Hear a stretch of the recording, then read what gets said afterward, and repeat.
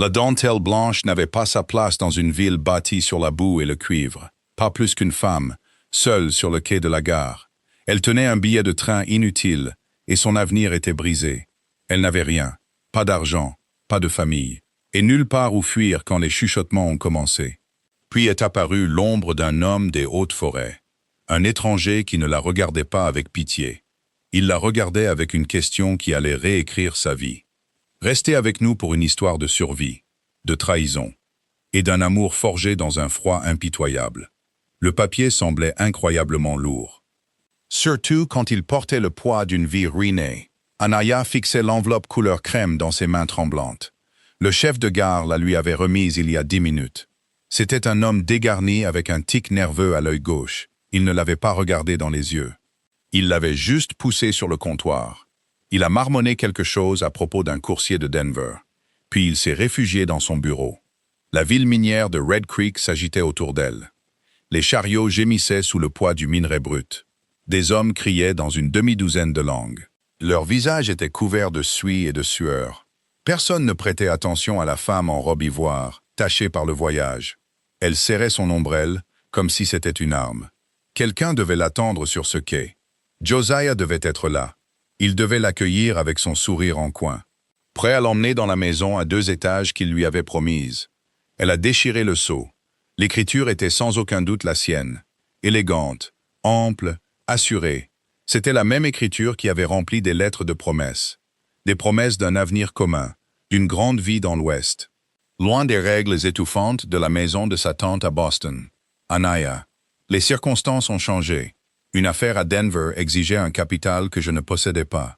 J'ai obtenu un partenariat et un mariage avec la fille de la Banque du Colorado. Ne m'attendez pas. Je joins $50 pour votre billet de retour. Elle a retourné le papier. Il n'y avait pas d'argent à l'intérieur. Le coursier, ou le chef de gare, ou une main opportuniste en chemin, avait empoché les billets. L'air dans ses poumons s'est transformé en verre. Elle a essayé de respirer, mais son corset lui mordait les côtes sans pitié. Josiah ne viendrait pas. Il l'avait échangé contre un billet de banque. Elle était coincée dans une colonie violente et sale, au bout du monde.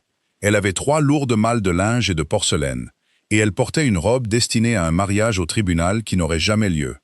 Un bruit sourd et lourd a fait trembler les planches de bois du quai. Anaya a cligné des yeux, détournant son regard de la lettre accablante. À environ 3 mètres de là, un homme a laissé tomber un sac de farine de 50 livres sur une selle de bas renforcée. La moule en dessous a bougé, soufflant longuement, irrité. L'homme était massif. C'était sa première pensée cohérente. Il ne portait pas les costumes des hommes d'affaires de la ville, ni les salopettes en toile des mineurs. Il portait de la laine épaisse et une peau de daim usée. Dirty par les intempéries et la saleté. Un chapeau à large bord plongeait son visage dans l'ombre. Mais elle pouvait sentir le poids de son attention. Il nouait un nœud de diamant sur ses provisions. Ses mains étaient épaisses et calleuses. Il était méthodique, sans se presser. Il l'observait. Elle ne savait pas depuis combien de temps. L'humiliation lui est montée aux joues, brûlante. Elle a rapidement plié la lettre, essayant de la fourrer dans son réticule. Mais ses mains tremblaient trop. Le papier a glissé, voltigeant jusqu'aux planches couvertes de boue. Elle s'est agenouillée pour le ramasser. Mais les baleines rigides de sa robe se sont coincées, la déséquilibrant. Son genou a heurté violemment le quai. Un hoquet aigu lui a échappé. Ce n'était pas la douleur. C'était l'indignité pure et suffocante de toute la situation. De lourdes bottes sont apparues dans son champ de vision périphérique. Du cuir éraflé, couvert d'argile séchée et d'aiguilles de pin. L'homme s'est penché. Il n'a pas attrapé son bras. Il ne lui a pas offert une main condescendante pour l'aider à se relever. Au lieu de ça, il a ramassé la lettre. Il ne l'a pas lue, il l'a juste tendue vers elle. Anaya la lui a arrachée, se redressant. Elle a lissé sa jupe ruinée, avec des gestes violents et saccadés. « Je vais très bien », a-t-elle lancé, bien qu'il n'ait rien demandé. Sa voix s'est brisée, trahissant son mensonge. L'homme se contentait de la regarder. Ses yeux avaient la couleur de l'ardoise juste avant un orage. Froid, illisible, mais intensément présent. Il ne lui a pas offert de platitudes vides. Il ne lui a pas fait la grimace compatissante que les femmes du train lui avaient faite. Celle à qui elle avait dit qu'elle voyageait seule pour retrouver son fiancé. « Le train est parti », dit-il. Sa voix était un grondement sourd, rauque comme de l'écorce. On aurait dit qu'il n'avait pas parlé depuis des jours. « Je suis au courant. La diligence ne passe pas avant jeudi. Je suis au courant de ça aussi, dit-elle, le menton levé avec défi. Une seule larme l'a trahi, traçant un sillon brûlant dans la poussière sur sa joue. Elle l'a essuyé avec fureur. L'homme a accroché ses pouces à sa ceinture de pistolet. Il a regardé au-delà d'elle, vers la rangée de saloons et de pensions bon marché. Des hommes en sortaient déjà pour leur torboyau de la mi-journée. Red Creek n'était pas une ville pour une femme seule. Ce n'était pas une ville pour une femme, tout court. C'était un hachoir à viande d'ambition et de vice. Il a ramené son regard sur elle. Il a vu la panique qui se cachait juste derrière la fierté. Il a vu les mains vides et les 3 lourdes malles. « Avez-vous un endroit où aller ?» demanda-t-il. C'était une question simple. Elle balayait toute la prétention, toute la fierté à laquelle elle essayait désespérément de s'accrocher. Elle pouvait mentir. Elle pouvait dire qu'elle avait réservé un hôtel, qu'elle avait un plan de secours. Mais en regardant dans ses yeux d'ardoise, elle savait qu'il ne la croirait pas. Il voyait le monde exactement tel qu'il était. Les épaules d'Anaya se sont affaissées.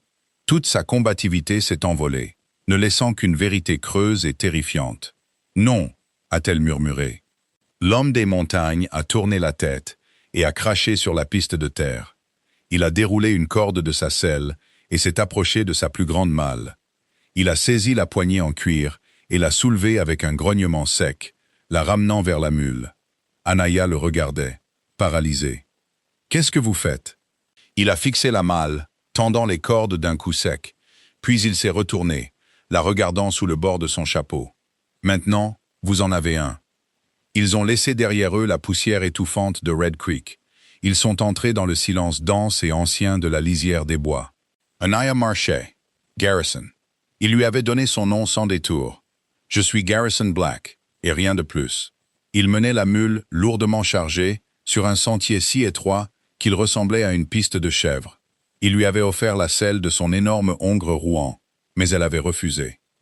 La fierté était une chose têtue et stupide, et elle s'étouffait déjà avec assez de charité.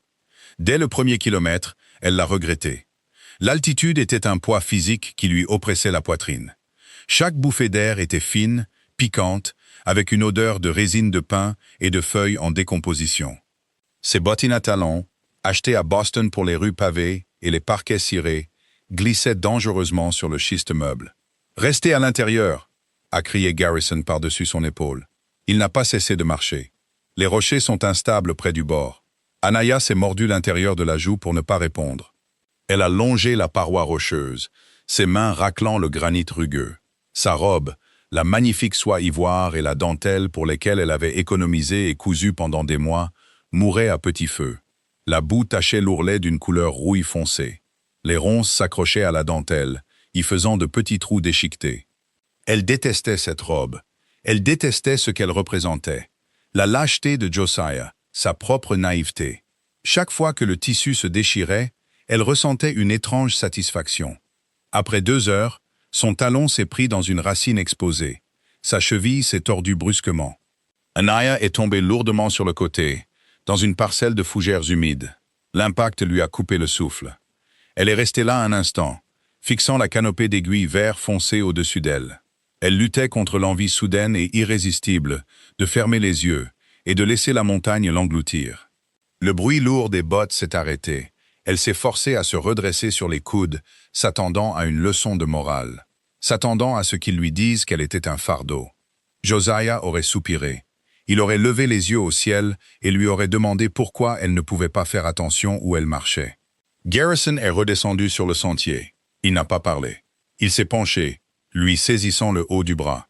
Sa main était immense, sa prise ferme, mais étrangement douce. Il l'a soulevée d'un seul mouvement fluide, la remettant sur ses pieds. Il a regardé sa jupe boueuse, puis son visage. Elle était pâle, en sueur, sa poitrine se soulevant contre le confinement strict de son corset.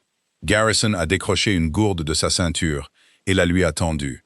Anaya l'a prise avec des mains tremblantes. L'eau était glacée, avec un léger goût de fer blanc et de torrent de montagne. C'était la meilleure chose qu'elle ait jamais avalée.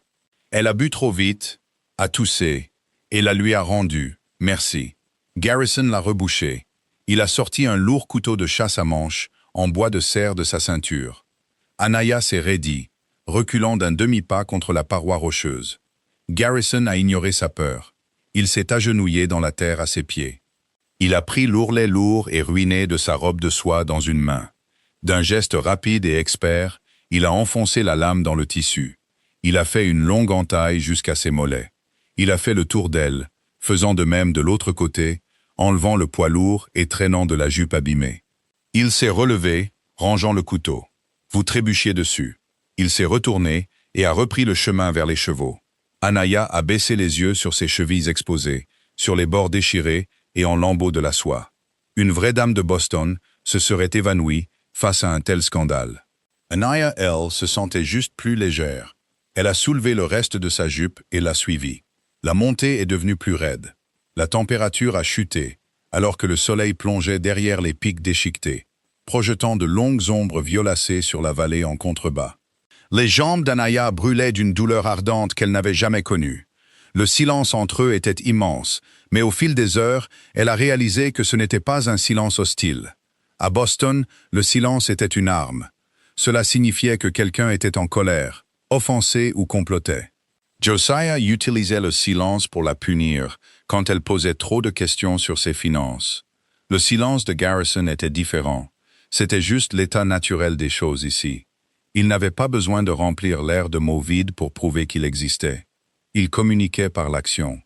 Quand le sentier devenait dangereux, il ralentissait, s'assurant qu'elle trouvait son équilibre. Quand le vent s'est levé, mordant à travers son mince corsage, il a arrêté la mule. Il a détaché une lourde couverture de laine et la lui a tendue sans un mot. Elle s'est enroulée dedans. Elle sentait fort la fumée de bois et la sueur de cheval, mais elle était chaude. « C'est encore loin » a-t-elle finalement demandé, la voix rauque. « 1 mille » a-t-il dit. Il a montré un bouquet dense d'épicéas bleus, près de la ligne de crête, juste après le passage. Anaya a hoché la tête. Elle a fixé ses yeux sur la large étendue de son dos. Il se déplaçait avec une grâce régulière et rythmée qui démentait sa taille. C'était un homme entièrement façonné par son environnement. Brutal, silencieux, nécessaire. Elle a réalisé avec un étrange détachement qu'elle avait confié sa vie à un homme sauvage.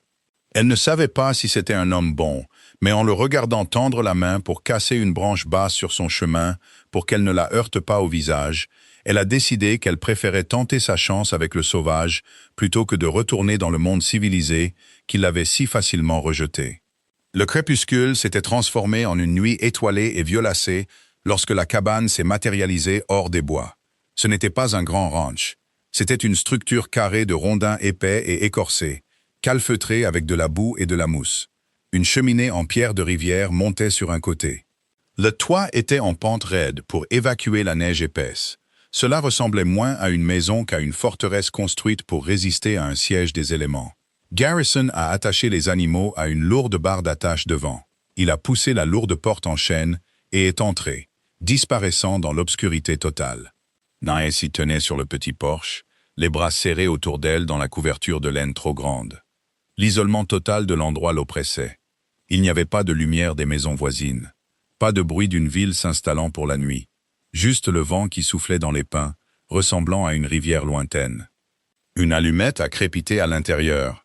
Une lueur jaune a grandi, alors que Garrison allumait une lanterne à pétrole sur une table en bois robuste. « Entrez » a-t-il appelé. « Fermez la porte derrière vous. Ça laisse entrer les courants d'air. » Anaya a franchi le seuil et a poussé la lourde porte. Elle s'est fermée avec un bruit sourd et définitif. Le son a résonné dans sa poitrine. Elle avait franchi une ligne. Impossible de redescendre cette montagne ce soir. Elle a observé les lieux. La cabane ne comportait qu'une seule pièce. Un énorme poêle en fonte dominait le centre, dégageant une faible chaleur résiduelle. Un lit en bois brut se trouvait dans le coin le plus éloigné, couvert d'épaisses peaux d'animaux. Des étagères tapissaient les murs, méticuleusement empilées de conserves, de munitions, de laine pliée et d'outils. Une lourde carabine à répétition reposait sur des chevilles au-dessus de la porte.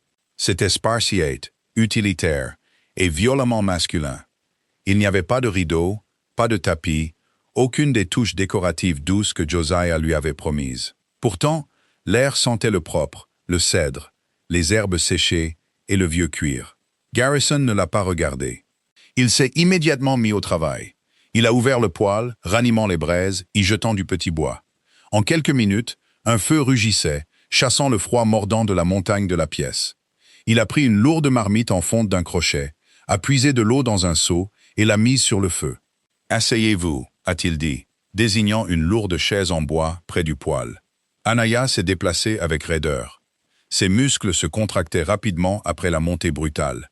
Elle s'est assise, la chaleur du poêle en fonte mordant immédiatement sa peau gelée. Ça brûlait, mais c'était une bonne brûlure. Elle a levé ses doigts tremblants et sales et a trouvé les épingles qui maintenaient sa coiffure élaborée. Elle les a retirées une par une.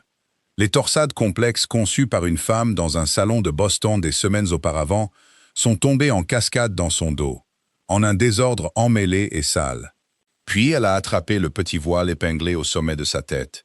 Ses doigts ont hésité. Elle ne l'avait pas enlevé.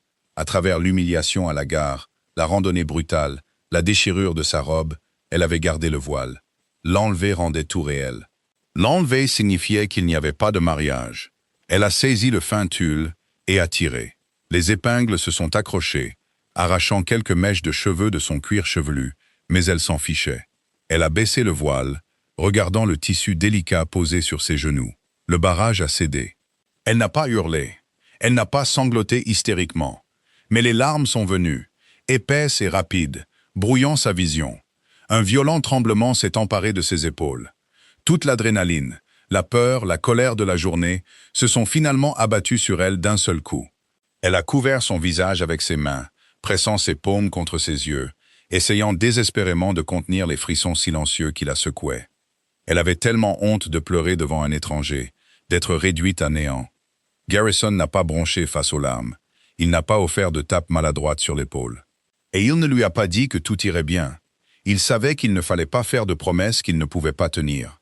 Il s'est dirigé vers une étagère, a pris une tasse en fer blanc et a versé du café moulu dans l'eau bouillante. Il l'a laissé infuser, puis a versé une tasse. Il s'est approché et a posé la tasse fumante sur la table, juste à côté de son coude. Puis il est allé au lit, a attrapé une épaisse peau d'ours tannée et est revenu. Il l'a drapée lourdement sur ses épaules tremblantes. Le poids de la peau était comme une encre, l'enracinant dans le monde physique. Il a tiré un tabouret de l'autre côté du poêle. Il a sorti un morceau de lanière de cuir de sa poche et un petit couteau, et a commencé à huiler méthodiquement la peau. « Pleurez si vous en avez besoin », dit-il. Sa voix était un grondement sourd et régulier, couvrant le crépitement du feu. Il n'a pas levé les yeux de ses mains. « Personne ici ne vous jugera pour ça. La montagne s'en fiche. » Anaya a baissé les mains. Elle l'a regardé à travers des yeux humides et piquants. Il était concentré sur sa tâche, lui laissant son intimité dans une pièce où il n'y en avait aucune. Elle a tendu la main, enroulant ses deux mains autour de la tasse en fer blanc chaude. La chaleur s'est infiltrée dans ses paumes gelées. Elle a pris une gorgée. C'était noir, amer et assez fort pour réveiller les morts. C'était exactement ce dont elle avait besoin. « Pourquoi m'avez-vous amené ici ?» demanda-t-elle. Sa voix était pâteuse mais se raffermissait. Garrison a interrompu son travail. Il a levé les yeux, la lumière du feu attrapant les angles vifs de sa mâchoire et les rides profondes autour de ses yeux. « J'ai vu une femme se noyer, » dit-il simplement. Ça me semblait mal de ne pas lui lancer une corde. Il est retourné à l'huilage du cuir. Anaya a pris une autre gorgée du café amer. Elle a baissé les yeux sur la soie blanche ruinée autour de ses chevilles, puis sur la lourde peau d'ours sur ses épaules. Elle avait perdu tout ce qu'elle pensait vouloir aujourd'hui. Mais assise dans ce petit cercle de lumière, abritée par un homme qu'elle ne connaissait pas, elle a réalisé quelque chose de profond. Elle respirait encore. Elle avait survécu au pire jour de sa vie. Elle s'est essuyé le visage avec le dos de son poignet, se redressant un peu. Mes mâles sont toujours sur la mule. Garrison n'a pas levé les yeux, mais le coin de sa bouche a tressailli légèrement. Je vais les chercher. Le matin est arrivé comme une lame, tranchant, brillant et absolument sans pitié. Anaya a ouvert les yeux sur un plafond inconnu de chevrons de pain apparents. La lourde peau d'ours était tirée jusqu'à son menton. Pendant une fraction de seconde, son esprit a lutté pour se souvenir où elle était. Boston. Non, l'air était trop vif. Denver. Non, Josiah n'était pas là. Josiah. Le souvenir de la gare lui a frappé la poitrine. apportant une nouvelle vague de panique suffocante. Elle s'est assise brusquement.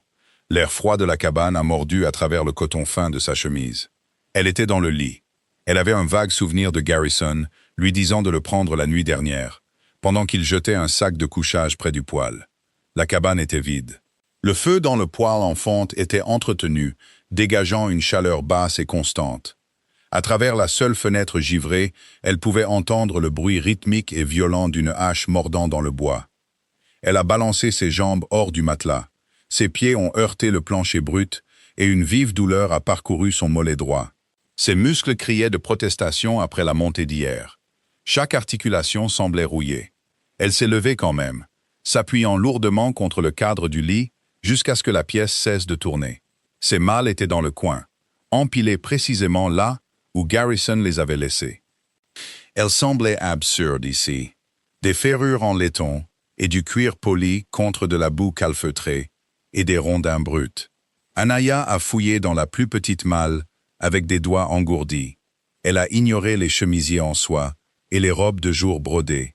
Ils étaient inutiles, des artefacts d'une vie morte. Elle a trouvé une lourde jupe de voyage en laine bleu marine et un simple chemisier en coton. Il lui a fallu 10 minutes pour s'habiller.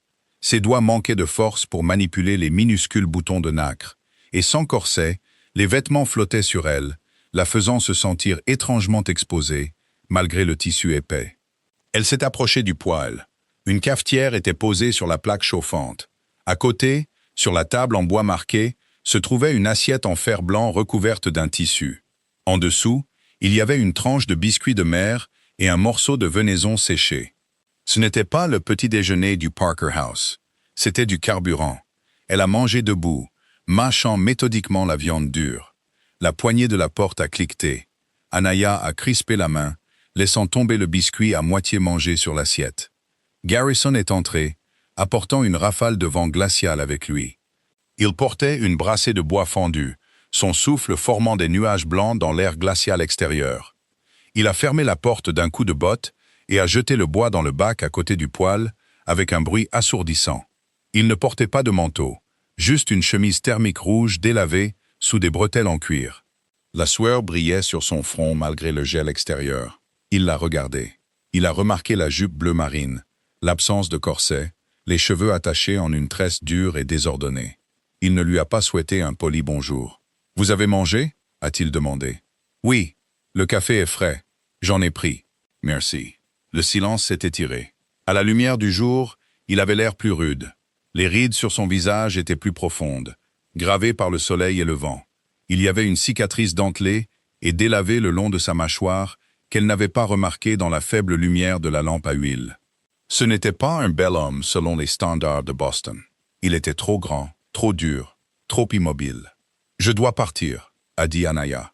Les mots avaient un goût de cendre, mais ils devaient être dits. « Je ne peux pas rester ici. » Garrison a pris un chiffon et s'est essuyé la sciure des mains. « Où allez-vous ?»« Retournez à Red Creek. Vous avez dit que la diligence passe le jeudi. » « C'est exact. » Il a jeté le chiffon sur la table. « Vous avez de quoi payer le billet. » Anaya a levé le menton. « J'ai des affaires. Je peux les vendre. » « Les robes, l'argenterie que j'ai apportée pour... » Elle a dégluti difficilement. « Je peux les vendre en ville. » Garrison a tiré un tabouret et s'est assis. Il a appuyé ses avant-bras sur ses genoux, la fixant de ses impossibles yeux d'ardoise. « Red Creek est un camp minier, Anaya, » a-t-il dit. C'était la première fois qu'il utilisait son nom. Cela sonnait étrange dans son baryton rauque. Les hommes là-bas n'achètent pas de robes en soie. Les femmes qui en achètent, eh bien, elles ne cherchent pas à payer le prix fort à une fugitive échouée. Elles vous donneront un 10e de ce que ça vaut si elles ne le volent pas simplement dans votre chambre pendant que vous dormez. Alors je télégraphierai à ma tante à Boston. Elle enverra les fonds. La ligne télégraphique a été arrachée dans le col il y a 3 semaines. Elle ne sera pas réparée avant le printemps. La panique, froide et vive, a de nouveau éclaté dans son estomac. Elle a saisi le bord de la table. « Alors que suis-je censé faire? Je ne peux pas rester ici. Je suis une étrangère. Vous êtes un étranger. C'est extrêmement inconvenant. » Garrison a laissé échapper un souffle court et sans humour. Il s'est levé, s'est dirigé vers la fenêtre et a regardé la lisière des arbres. « Inconvenant » a-t-il marmonné. Il s'est retourné pour lui faire face. « Madame, Vous êtes à 5000 pieds au-dessus du niveau de la mer. L'hiver arrive vite. L'inconvenance, c'est de s'inquiéter des fourchettes à utiliser au dîner. Ici, on s'inquiète de mourir de froid dans notre sommeil ou de faim avant le dégel. Il a pointé un doigt épais et calleux vers ses mâles. Vous avez le choix. Vous pouvez redescendre cette montagne aujourd'hui. Vous pouvez essayer de vendre vos assiettes de luxe à un tenancier de saloon, qui vous offrira probablement une chambre à l'étage au lieu d'argent. Ou vous pouvez rester ici. Anaya le fixait, son cœur battant contre ses côtes. Rester ici? Pour combien de temps? Jusqu'à ce que le col soit dégagé. Au printemps. Ou jusqu'à ce que le télégraphe soit réparé, selon ce qui arrive en premier. Et en retour? A-t-elle demandé, sa voix tremblant de suspicion. Qu'attendez-vous de moi en retour? Josiah avait toujours voulu quelque chose. Tout était une transaction, un sourire contre une faveur, une robe contre son silence. La mâchoire de Garrison s'est crispée. Un éclair de colère véritable a brillé dans ses yeux, mais il l'a rapidement maîtrisé. « J'attends de vous que vous fassiez votre part, » a-t-il dit froidement. « Je ne suis pas une femme de chambre d'hôtel. Vous mangez ma nourriture, vous aidez à la mériter. Vous transportez l'eau, vous coupez le petit bois. Vous entretenez le feu. Je chasse, je piège, je nous maintiens en vie. » Il s'est approché. Sa taille était intimidante, mais il ne l'a pas acculé. « Je ne veux pas de votre argent, je ne veux pas de votre gratitude, et je ne veux certainement pas ce que vous pensez que je veux. » Il a soutenu son regard, refusant de la laisser détourner les yeux. « Vous êtes une paire de mains, c'est tout. Si vous voulez survivre, vous travaillez. » Marché conclu, c'était une offre brutale, sans fioriture. Pas de pitié, pas de maternage. Juste une évaluation brute des faits. Anaya a regardé autour de la petite cabane isolée. Elle a regardé l'homme qui l'avait sorti de la boue. Elle a pensé à Josiah, assis dans un salon cossu de Denver, comptant l'argent de quelqu'un d'autre. Elle a redressé sa colonne vertébrale. Marché conclu. 3 semaines plus tard, la robe de soie ivoire n'était plus qu'un fantôme. Anaya se tenait au bord du ruisseau, son souffle formant des nuages dans l'air glacial du matin. Elle portait un vieux pantalon de toile de Garrison, retroussé aux chevilles et serré à la taille avec une corde. Par-dessus sa chemise en coton, elle portait un lourd pull en laine qui la noyait. Elle avait l'air ridicule. Elle s'en fichait. La montagne ne se souciait pas de l'esthétique. Elle se souciait des calories et de la chaleur. Elle a saisi les poignées de 2 seaux en acier galvanisé. L'eau du ruisseau coulait vite et claire sur des pierres lisses et sombres. C'était de la neige fondue, fraîche des hauts sommets, et elle était terriblement froide. Elle a avancé de quelques pas, le courant glacial engourdissant instantanément ses bottes. Elle a plongé le premier seau. Il s'est rempli rapidement, l'eau vive luttant contre sa prise. Elle l'a remonté avec un grognement sec. Il pesait 20 livres, peut-être plus. Elle a plongé le deuxième seau, répétant le mouvement. Ses épaules criaient. La première semaine avait été une agonie qu'elle ne pouvait pas décrire. Les ampoules sur ses paumes avaient éclaté, suintant un liquide clair avant de durcir en callosité jaune. Son dos lui faisait mal d'un élancement sourd et constant, à force de se pencher sur le poêle en fond de bas. Elle sentait constamment le savon de soude, la fumée de bois et la sueur. Josiah se plaignait si elle portait le même parfum 2 jours de suite. Maintenant, elle donnerait un aigle d'or juste pour un bain chaud. Elle s'est retournée, transportant les seaux qui clapotaient sur la rive boueuse. La cabane était à 100 yards, située sur une pente raide parsemée de pins. Après 50 yards, sa prise a commencé à faiblir. Les fines poignées en fil de fer s'enfonçaient brutalement dans ses paumes calleuses. Ses avant-bras brûlaient, l'acide lactique se transformant en une crampe ardente. Elle s'est arrêtée, laissant tomber les seaux avec un bruit lourd. L'eau a débordé, s'infiltrant instantanément dans les aiguilles de pin sèches et gelées. Elle est restée là, la poitrine haletante, fixant la distance restante. On aurait dit 1 000. Le craquement sec d'une branche l'a fait relever la tête. Garrison se tenait près du tas de bois, une hache reposant nonchalamment contre sa jambe. Il l'observait. Il n'a pas bougé pour l'aider. Il regardait simplement, son expression illisible sous l'ombre de son chapeau. Une vague de colère chaude et amère a éclaté dans la poitrine d'Anaya.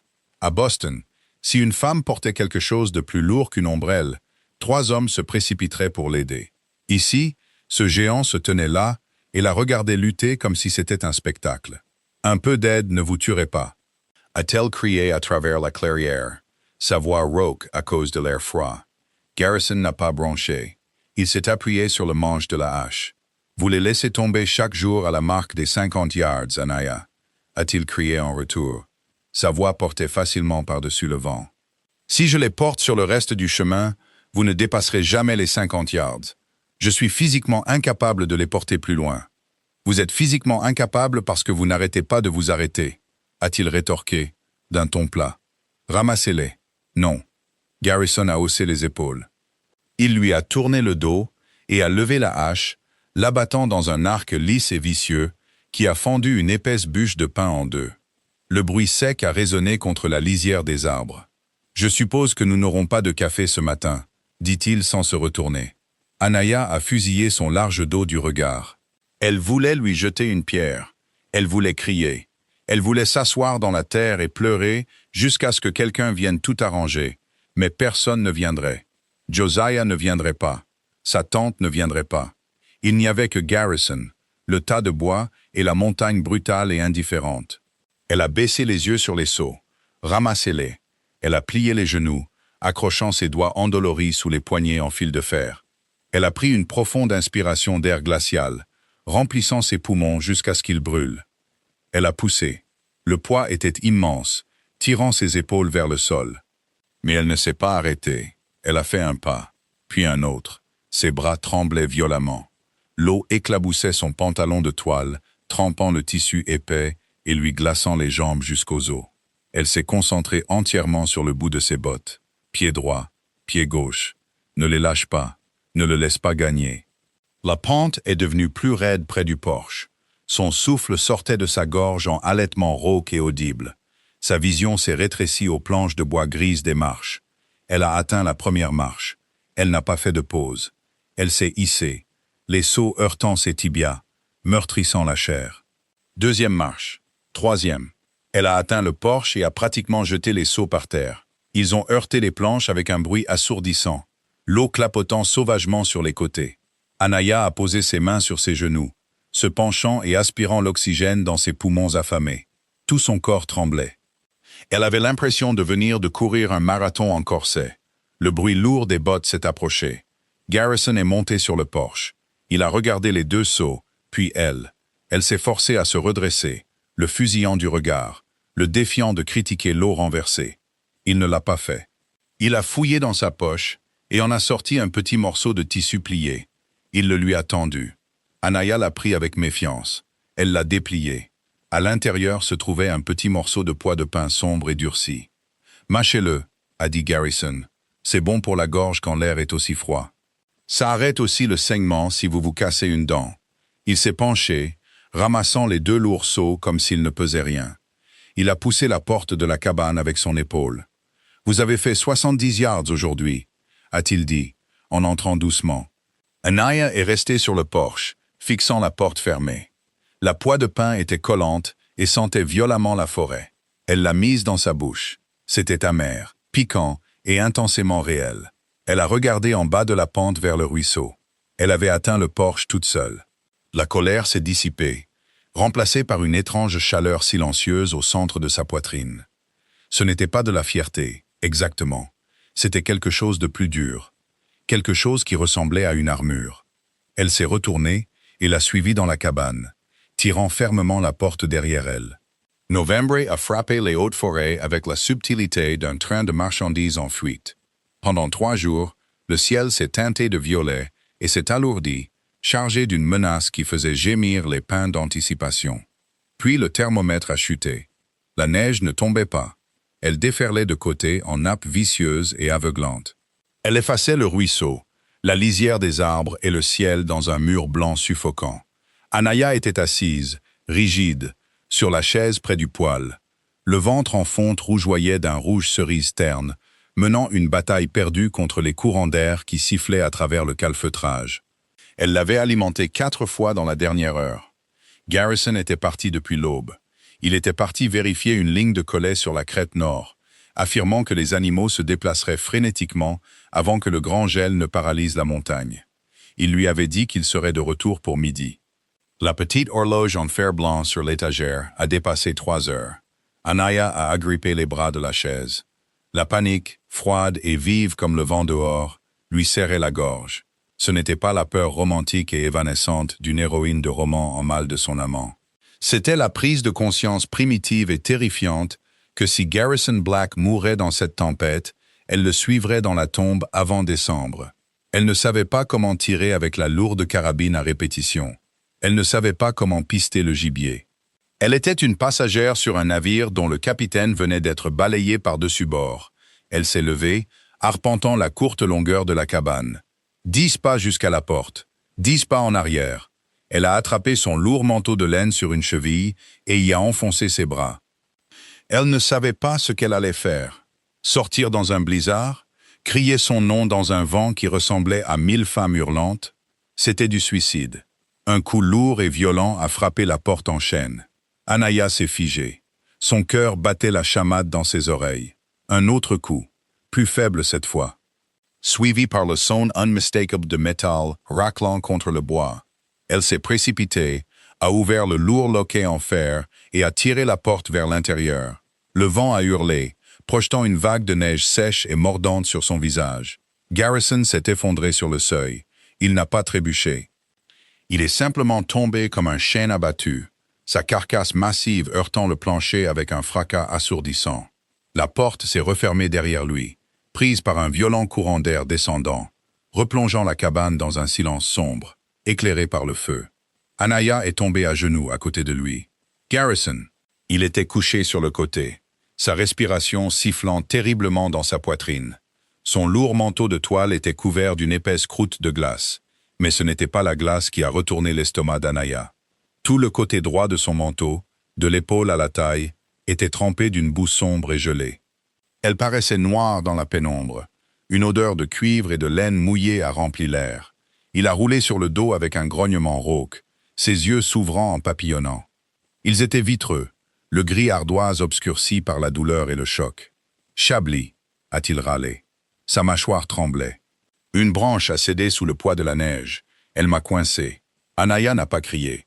Il y a 2 mois, elle se serait effondrée en crise d'hystérie. Maintenant, son esprit s'est détaché, passant à une clarté froide et terrifiante. Elle a attrapé le col de son manteau. « Je dois vous enlever ça », a-t-elle dit. Sa voix était stable. C'est là la surprise. Garrison a hoché la tête une fois, un mouvement saccadé et épuisé. C'était un combat brutal. Il était un poids mort, ses muscles se contractant à cause des températures glaciales et de la perte de sang. Elle a dû le traîner plus près du poêle, passant ses bras sous sa bonne épaule et tirant de toutes ses forces. Quand elle a finalement réussi à retirer la toile gelée et la chemise de flanelle en dessous, elle a eu le souffle coupé. Une déchirure brutale et dentelée courait de sa clavicule jusqu'à son biceps. Ce n'était pas une coupure nette. Le bois avait déchiré la chair, laissant des bords irréguliers. Le saignement était lent maintenant, le froid ayant ralenti le flux. Mais alors que la chaleur du poêle frappait sa peau nue, le flux cramoisi a commencé à s'accélérer. « Aiguille !» a étouffé Garrison, sa tête retombant contre le sol. Étagère, boîte en fer blanc, fil de soie. Anaya s'est précipitée.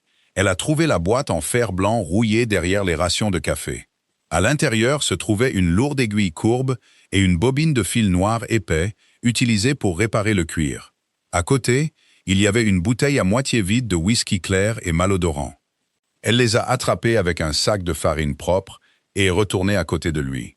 « L'eau est chaude », a-t-elle dit, en versant un peu de la bouilloire dans une bassine en fer blanc. Elle a versé une généreuse rasade de whisky dans l'eau. « Ça va brûler. Faites-le. » Elle a pressé le tissu imbibé dans la plaie pour enlever les débris. Le corps entier de Garrison s'est raidi. Un son bas et guttural est sorti de sa gorge, le son d'un animal pris au piège. Sa main gauche s'est tendue, agrippant le pied de la lourde table en bois si fort que ses jointures sont devenues blanches. Anaya ne s'est pas excusée. Elle n'a pas offert de mots apaisants. Elle a travaillé vite, ses mains glissantes et rouges. Elle a enfilé la lourde aiguille, ses doigts remarquablement stables. « Ne bougez pas », a-t-elle ordonné. Ce n'était pas une demande. Elle a enfoncé l'aiguille dans la peau dure et coriace de son épaule. Il a fallu plus de force qu'elle ne l'avait prévu. Le bruit de la peau qui se perce lui a donné la nausée, mais elle l'a ravalé. Elle a tiré le fil noir, rapprochant les bords déchiquetés de la chair. La poitrine de Garrison se soulevait. La sueur a perlé sur son front, se mêlant à la neige fondue dans ses cheveux. Il observait son visage pendant qu'elle travaillait. Il ne regardait pas la blessure. Il regardait ses yeux, s'ancrant à la concentration aiguë et absolue qu'il y voyait. 6 points de suture. 10, 14. Elle a fait le dernier nœud et a coupé le fil avec ses dents, crachant la soie amère de sa langue. Elle a attrapé une bande propre du sac de farine et l'a enroulée fermement autour de son épaule, la tendant sur sa poitrine pour maintenir la pression. Quand ce fut terminé, elle s'est assise sur ses talons. Ses mains tremblaient violemment maintenant.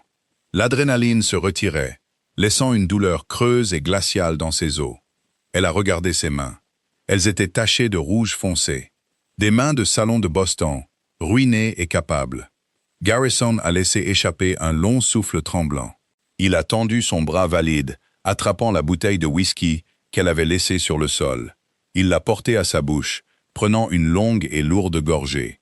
Il a fermé les yeux, reposant sa tête contre le bois. « Vous ne vous êtes pas évanoui », a-t-il murmuré, la voix rauque. Anaya a attrapé un chiffon et a commencé à essuyer le sang de sa peau. « Je n'ai pas le luxe de m'évanouir, Garrison. Si vous mourrez, je meurs. Je préfère vivre. » Un son bas et rauque a grondé dans sa poitrine. Il lui a fallu une seconde pour réaliser que c'était un rire. Sombre, épuisé et sincère. « Boston », a-t-il murmuré dans la cabane silencieuse. « Vous pourriez bien vous en sortir, après tout. » La chaleur cuisait l'intérieur de la cabane, sentant fortement le cuivre et le cèdre brûlés. Dehors, le blizzard faisait rage, ensevelissant la montagne sous 4 pieds de congère infranchissables. À l'intérieur, le temps avait ralenti. 2 jours s'étaient écoulés depuis l'accident du Chablis. Garrison était confiné au lit, un ours massif et agité, piégé dans une petite cage. Sa fièvre avait grimpé la première nuit, tombant juste avant l'aube et le laissant pâle et épuisé. Anaya avait pris le contrôle de la cabane. Elle coupait le petit bois. Elle transportait la neige pour la faire fondre en eau. Elle faisait bouillir l'avoine et frire le porc salé. Elle était maintenant assise sur la chaise en bois, huilant soigneusement le mécanisme de sa lourde carabine à répétition. Il lui avait expliqué le processus depuis le lit ce matin-là. Si un loup a assez faim pour passer par la fenêtre, vous devez savoir comment l'arrêter, avait-il dit. Elle a passé un chiffon dans le canon. L'odeur d'huile à fusil était vive et métallique dans son nez. Josiah.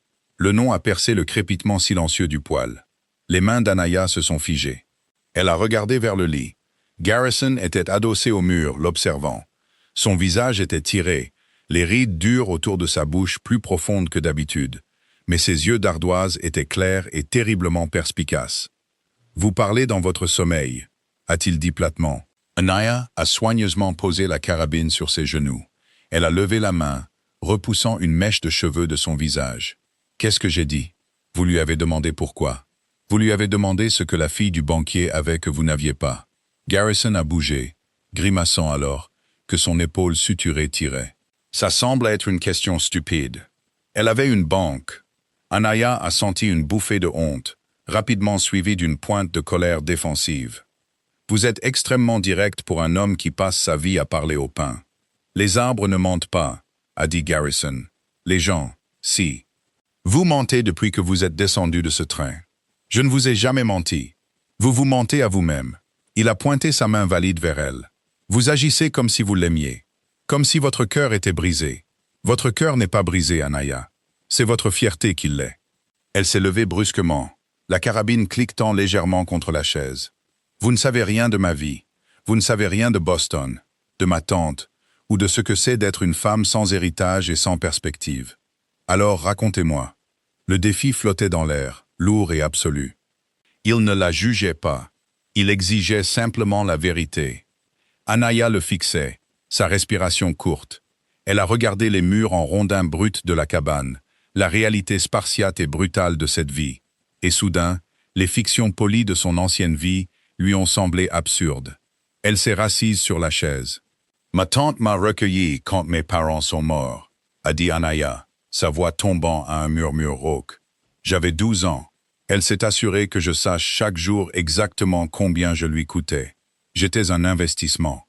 J'étais censé épouser un magnat du transport maritime ou un politicien. Quelqu'un qui pourrait la rembourser pour mon entretien.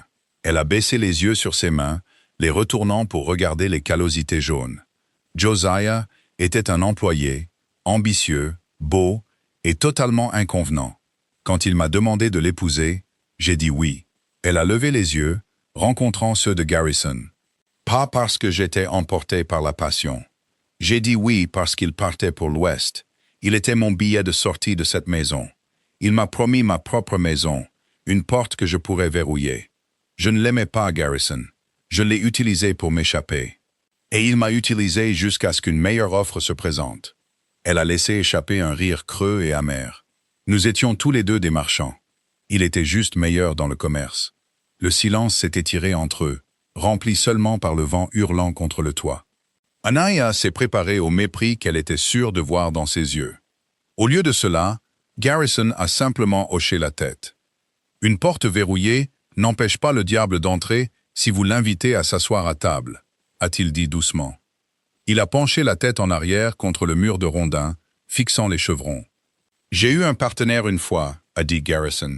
Sa voix était basse, graveleuse par manque d'usage. Dans les camps d'argent près de Washoe, un type nommé Miller.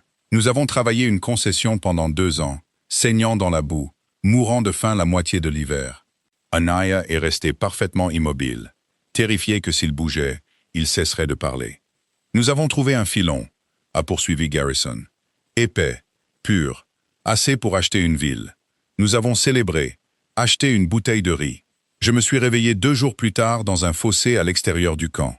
Il a levé la main, traçant distraitement la cicatrice dentelée et délavée qui courait le long de sa mâchoire. Miller m'avait frappé au visage avec un manche de pioche pendant que je dormais, a falsifié ma signature sur l'acte de concession, l'a vendu à un syndicat de San Francisco et a disparu. Il a baissé la main. Il a regardé Anaya, et pour la première fois, elle a vu en lui un épuisement profond et ancien. Je l'ai traqué pendant 1 an, a dit doucement Garrison. Je l'ai trouvé à Denver. Il avait une grande maison, des costumes chics. Qu'avez-vous fait? A murmuré Anaya. Rien, a dit Garrison platement. Je l'ai regardé sortir d'un restaurant avec une femme et un petit garçon qui lui tenait la main. Il riait, heureux. Garrison a tourné la tête, regardant par la fenêtre givrée la tempête blanche et aveuglante. J'ai réalisé alors que la justice est un conte de fées que les gens se racontent pour pouvoir dormir la nuit, a-t-il dit. Les gens ne sont que des animaux avec de meilleurs vêtements, Anaya. Ils se rongeront leurs propres jambes pour sortir d'un piège, et ils rongeront la vôtre s'ils ont assez faim. Je suis venu ici parce que les loups ne mentent pas quand ils veulent vous manger. Il l'a regardé de nouveau. L'espace entre eux semblait soudainement chargé, dépouillé de tous les artifices et de la politesse qui régissaient habituellement les hommes et les femmes. Ils étaient 2 personnes qui avaient été trahies par le monde, assises dans une boîte en bois au bord du ciel. Anaya a repris le chiffon huilé. Elle n'a pas offert de platitude vide. Elle ne lui a pas dit que tout irait bien. Elle l'a simplement regardé, reconnaissant la vérité sombre et lourde qu'il lui avait confiée. « Eh bien, dit doucement Anaya, en actionnant le mécanisme de la carabine avec un clic métallique. Au moins, les loups sont honnêtes. » Un petit sourire sincère a touché le coin de la bouche de Garrison. Cela a changé tout son visage, effaçant la dureté et laissant quelque chose de farouchement humain. « Ouais, a-t-il dit doucement. Ils le sont. La glace s'est brisée le long des rives du ruisseau comme du verre cassé. La montagne ne s'est pas réveillée en douceur. Elle s'est arrachée à l'hiver, avec des crues soudaines de neige fondue, le craquement assourdissant du bois qui dégèle, et l'odeur brute et écrasante de la terre humide. 5 mois s'étaient écoulés depuis le blizzard. Anaya se tenait sur le porche, une lourde poêle en fonte à la main, regardant la vallée en contrebas émerger de sa tombe blanche. Elle n'était pas la femme qui avait pleuré dans une robe de mariée en ruine. Cette femme était morte, enterrée quelque part sous les neiges de novembre. La femme sur le porche portait un pantalon de toile délavé et une chemise de flanelle aux manches retroussées jusqu'au coude. Sa peau était dorée par le soleil de haute altitude, ses mains rudes et compétentes. Elle savait comment vider un lapin, comment entretenir un feu pour qu'il brûle toute la nuit, et comment lire les nuages qui se formaient sur la crête sud. Plus terrifiant encore, elle connaissait l'homme qui partageait la cabane avec elle. Elle savait que Garrison aimait son café plus noir que la poix, Elle savait que son genou gauche le dérangeait lorsque la pression barométrique chutait, bien qu'il ne s'en plaigne jamais. Elle connaissait la cadence exacte de sa respiration lorsqu'il tombait enfin dans un sommeil profond de l'autre côté de la pièce. Ils avaient passé 150 nuits dans un espace pas plus grand que le salon d'un homme riche, se déplaçant l'un autour de l'autre dans une danse silencieuse et lourdement chorégraphiée de survie. Le bruit sourd d'une hache a fendu l'air du matin. Garrison était près du tas de bois, torse nu sous sa chemise thermique, malgré le froid persistant. Il se déplaçait avec une efficacité fluide et brutale. La cicatrice dentelée sur son épaule se tendait contre sa peau à chaque coup, une ligne blanche et nette sur un muscle bronzé. Il avait guéri durement et rapidement, alimenté par la venaison qu'ils avaient rationnée et le thé de pin amer qu'elle lui avait fait boire de force. Il a planté la tête de la hache dans le billot et s'est essuyé le front avec le dos de son bras. Il a levé les yeux, la surprenant en train de le regarder. Il n'a pas souri. Il le faisait rarement. Mais la dureté dans ses yeux s'était adoucie au fil des mois, remplacée par une chaleur stable et rassurante qui serrait la poitrine d'Anaya. Il s'est approché du porche, ses bottes craquant lourdement dans la boue de fin de printemps. « Les lacets inférieurs sont dégagés », a-t-il dit. Sa voix était un grondement sourd. La neige a fondu sur le sentier jusqu'à la lisière des arbres. Le sol est assez ferme pour la mule. Anaya a serré plus fort la poêle en fonte. Le métal a mordu sa paume calleuse. « Je vois. La diligence passe le jeudi », a-t-il ajouté, regardant vers la vallée au lieu de la regarder. On était mardi. Le contrat qu'ils avaient forgé dans l'obscurité glaciale arrivait à expiration. Il lui avait offert un abri jusqu'à ce que le col soit dégagé. Le col était dégagé. C'était une simple vérité transactionnelle, mais elle l'a ressenti comme un coup physique dans les côtes. « Je devrais commencer à faire mes bagages alors », a dit Anaya. Sa voix semblait faible, dépouillée de la confiance robuste qu'elle avait bâtie pendant l'hiver. Garrison l'a finalement regardée. Sa mâchoire s'est crispée, un petit muscle tressaillant près de la cicatrice délavée sur sa joue. Il avait l'air de vouloir dire autre chose. Il avait l'air d'un homme au bord d'un précipice, calculant la chute. Mais des années d'isolement et de trahison avaient construit des murs trop épais pour être abattus en une seule matinée. « Je vais graisser les selles », a-t-il dit brusquement. Il s'est retourné et s'est éloigné vers l'appentis. Anaya est retournée à l'intérieur de la cabane. Les murs, qui lui avaient semblé une cage étouffante la première semaine, lui semblaient maintenant intimement familiers. Elle s'est approchée de ses malles. Elles étaient restées intactes dans le coin pendant des mois. Elle a ouvert la plus grande. L'odeur de lavande séchée et d'air vicié de Boston s'est élevée, lui retournant l'estomac. À l'intérieur se trouvaient des robes de soie soigneusement pliées, des sous-vêtements en dentelle et des rubans de velours. On aurait dit la garde-robe d'une étrangère. Elle a sorti une lourde cape de voyage en velours et l'a jetée sur le lit. Puis elle a fouillé plus profondément, trouvant la lourde boîte en acajou au fond. Elle l'a ouverte. De l'argenterie étincelante, un cadeau de mariage de sa tante, niché dans du velours bleu foncé. Elle l'a fixée. Elle représentait le statut. Elle représentait une vie civilisée. Elle représentait tout ce qu'elle était censée vouloir. Elle semblait complètement inutile. Elle a passé le reste de la journée à trier les fantômes de son passé. Elle a emballé les lainages pratiques et a laissé les soies. Quand le soir est tombé et que Garrison est entré, elle a poussé la boîte en acajou sur la table en bois marqué vers lui. « Gardez-la », a-t-elle dit. Garrison s'est arrêté, sa main à mi-chemin de sa tasse de café. Il a regardé la boîte, puis elle. « Je n'ai pas besoin de fourchette en argent pour manger du porc salé, Anaya. Vous pouvez l'échanger à Red Creek contre de la farine ou des munitions. Considérez cela comme un paiement pour ma pension. Nous avions un accord. Vous avez travaillé pour votre entretien. » Son ton était sec, défensif. Il a repoussé la boîte sur la table. « Je n'accepte pas la charité et je n'accepte pas de paiement pour maintenir un autre être humain en vie. Ce n'est pas de la charité, » a-t-elle lancé, son propre tempérament s'enflammant. Elle a claqué sa main sur le couvercle de la boîte. « C'est de la gratitude. Je suis arrivé ici inutile, Garrison. Vous m'avez rendu mes mains. Vous m'avez donné une colonne vertébrale. Laissez-moi laisser quelque chose derrière moi. » Garrison a fixé sa main posée sur le bois poli. Lentement, il a tendu la main. Il n'a pas pris la boîte. Il a posé sa grande main rugueuse sur la sienne. Sa peau était chaude, très calleuse et incroyablement réelle. C'était la première fois qu'il la touchait intentionnellement, depuis qu'il avait recousu sa propre épaule. Une électricité lourde et suffocante a inondé l'espace entre eux. Le crépitement du poil a semblé s'évanouir. Il a tracé la crête d'une callosité jaune sur sa paume avec son pouce. « Vous laissez bien plus que de l'argenterie derrière vous, Boston », a-t-il dit doucement. Il a retiré sa main, s'est levé et est sorti dans l'air frais de la nuit. Anaya est restée parfaitement immobile dans la faible lumière de la lanterne, sa main brûlant là où il l'avait touchée, réalisant avec une clarté terrifiante qu'elle était absolument terrifiée à l'idée de redescendre cette montagne. Red Creek ressemblait à un champ de bataille. Après 5 mois de silence profond et ancien de la lisière des bois, le bruit du camp minier a frappé Anaya comme une agression physique. Les chariots cliquetaient violemment sur les ornières de boue séchée. Les hommes criaient par-dessus le rugissement des bocards qui broyaient le minerai. L'air avait un goût de soufre, de charbon bon marché et de corps non lavés. Elle était assise, raide, sur la selle du Hongre-Rouen, suivant Garrison, qui menait la mule de bas à travers la rue principale bondée. Les hommes s'arrêtaient et la dévisageaient. Ils ne la regardaient pas avec un intérêt poli et courtois.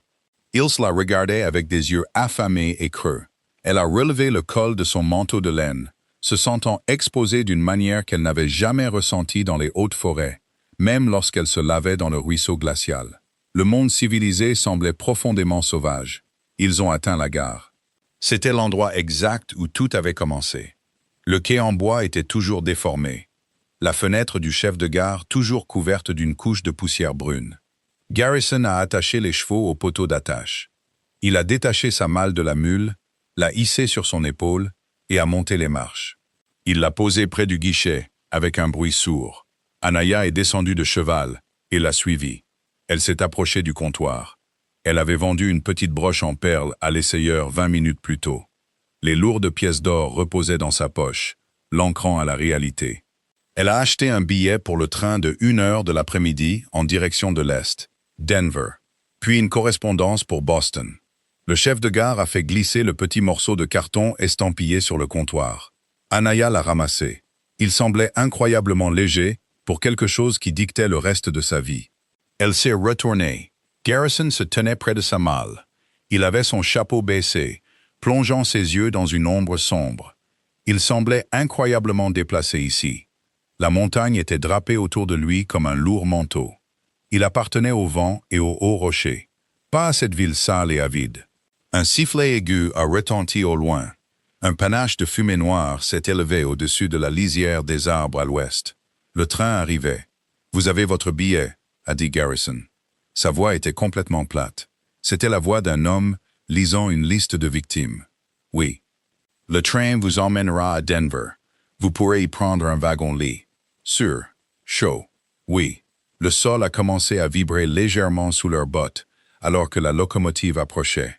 L'énorme machine de fer a pris le virage, crissant et sifflant de la vapeur, une bête sombre envahissant la vallée. Elle s'est immobilisée sur le quai, les freins hurlant, les portes s'ouvrant en claquant, alors que les porteurs se précipitaient. « Eh bien, » a dit Garrison. Il a levé la main, touchant le bord de son chapeau dans un geste raide et formel. « Bonne chance à vous, Anaya. » Il n'a pas attendu sa réponse. Il lui a tourné le dos, descendant les marches en bois vers les chevaux. Il a détaché le Hongre-Rouen d'un mouvement fluide et expert, balançant sa carcasse massive sur la selle. Il a rassemblé la longe de la mule. Anaya se tenait près de sa malle. Elle a regardé le train.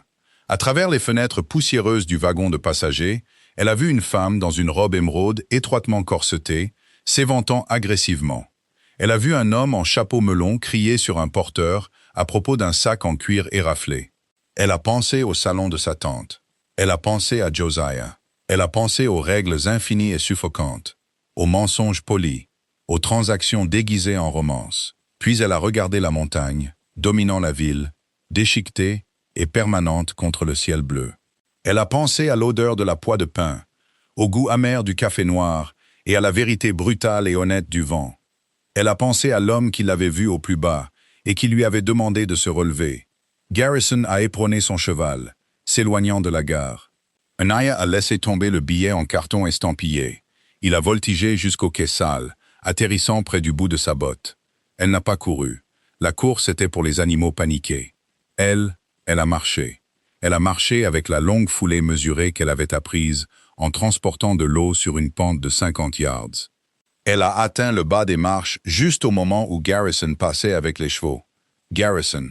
Il a tiré sur les rênes. Le rouan s'est arrêté, soufflant. Garrison a baissé les yeux sur elle. Son expression était soigneusement vide, mais ses jointures étaient blanches là où il agrippait le cuir. « Le train embarque », a-t-il dit. « Je sais. » Anaya a tendu la main et a attrapé la bride du cheval. Elle a levé les yeux vers ses yeux gris ardoise, se dépouillant de la dernière once de fierté de Boston qu'elle possédait. « Vous m'avez dit un jour que les loups ne mentent pas, » dit-elle, sa voix stable couvrant le sifflement de la locomotive. « Eh bien, moi non plus. Je n'ai pas ma place dans cette boîte en métal. Je n'ai pas ma place dans un salon. » Garrison la fixait. Le muscle de sa mâchoire s'est contracté violemment. « C'est une vie dure là-haut, Anaya. Il fait froid. Ça vous vieillira. Ça vous brisera si vous ne faites pas attention. » « Elle m'a déjà brisé, » dit-elle avec ferveur. « Et puis elle m'a reconstruite. Et vous le savez, elle s'est approchée de l'étrier. Je suis une bonne main. Je sais tirer avec votre carabine. Je peux fendre du bois. Et je fais un café terrible. Mais vous le buvez quand même. » Le silence pesait entre eux, plus lourd que le fer de la locomotive derrière elle. Garrison a scruté son visage, cherchant l'hésitation, cherchant la citadine terrifiée qu'il avait trouvée dans la boue. Il ne l'a pas trouvée. Il a trouvé une femme forgée dans son propre feu. Les traits durs de son visage se sont finalement brisés. Un lent et vrai sourire s'est étendu sur sa bouche.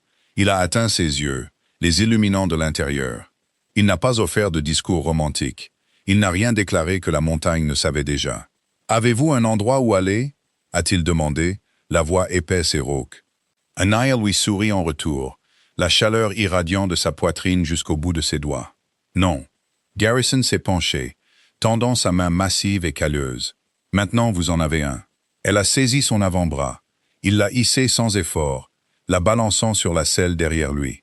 Elle a enroulé ses bras autour de sa taille solide, pressant son visage contre la toile épaisse de son manteau. Il sentait la fumée de bois, le cuir et la maison.